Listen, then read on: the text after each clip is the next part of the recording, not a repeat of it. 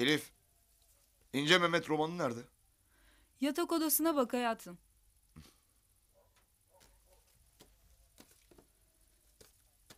Zaman zaman düşünürüm. Sanki ben de burada doğdum. Burada da öleceğim. Sen rahatsız olma. Tam buldun yazı yazacak geceyi. Doğduğum yer Edirne. Sanki burası Edirne. Ayşe o kadar derin uykuda ki. Belki de Edirne'yi, dedesini, anneannesini rüyasında görüyor. Belki de şimdi orada. Evet Ayşe kızım, rahat uyu. Kim bilir daha kaç yıl burada böyle güzel uyuyacaksın. Ya Mehmet, yarınki yolculuğa şimdiden hazırlanmış. Uykusu bile yok. Oysa kaç gündür uyumuyor. Elif, Elif. O da İstanbul'u, annesini, babasını özlemiş Elif. yine. Ne? Hay Allah, ne de nereden çıktı? Efendim? Nerede bu kitap?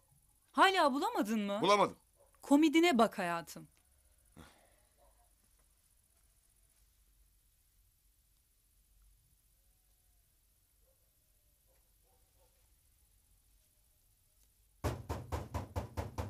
Mehmet kapıya baksana.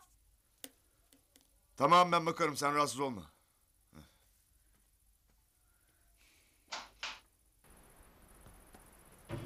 Kim var lan evde? Çocuklarım var abi evde. Yapma ne olursun. Mehmet. Anne. Tamam kızım. Abi. Yanındayım. Yanındayım. Niye ağlıyorsun? Mehmet? Mehmet kim o? Muhtar gelmiş hayatım. Ben bir bakayım, hemen geliyorum. Tamam canım.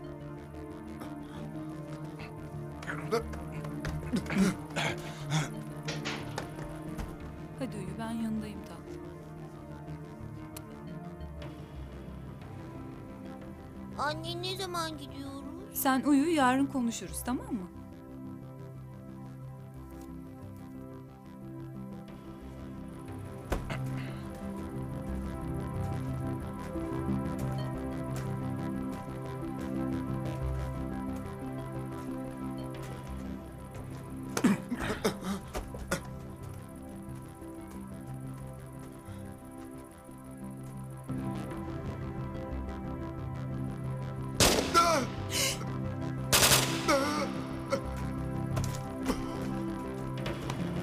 Mehmet! Mehmet! Anne. Mehmet! Mehmet! Anne. Mehmet! Anne. Mehmet! Anne.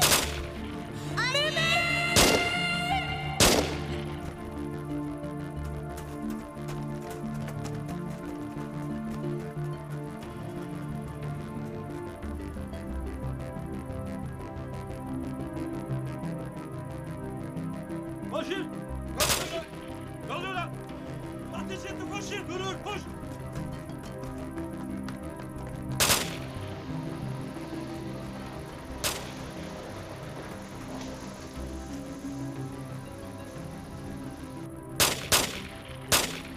Hadi!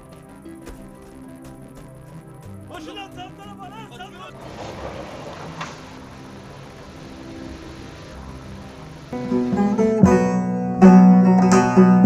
Şu yalan dünyaya geldim gideri,